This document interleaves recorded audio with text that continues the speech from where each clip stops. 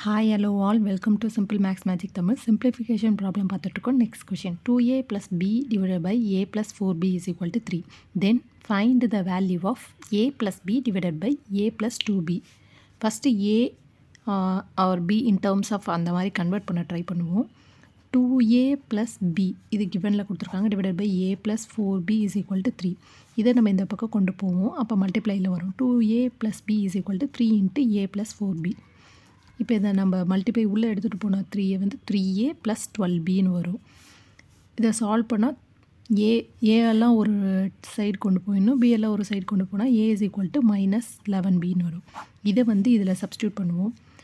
அப்போ -11b + b divided by -11b + 2bன்னு வரும். அப்போ 10b - 10b டிவைடட் பை -9bன்னு வரும். இப்போ சால்வ் பண்ணால் 10/9 தான் இதோட ஆன்சர். இந்த வீடியோ உங்களுக்கு பிடிச்சிருந்தா லைக் பண்ணுங்கள், ஷேர் பண்ணுங்கள், மறக்காமல் சப்ஸ்கிரைப் பண்ணுங்கள். Thank you so much.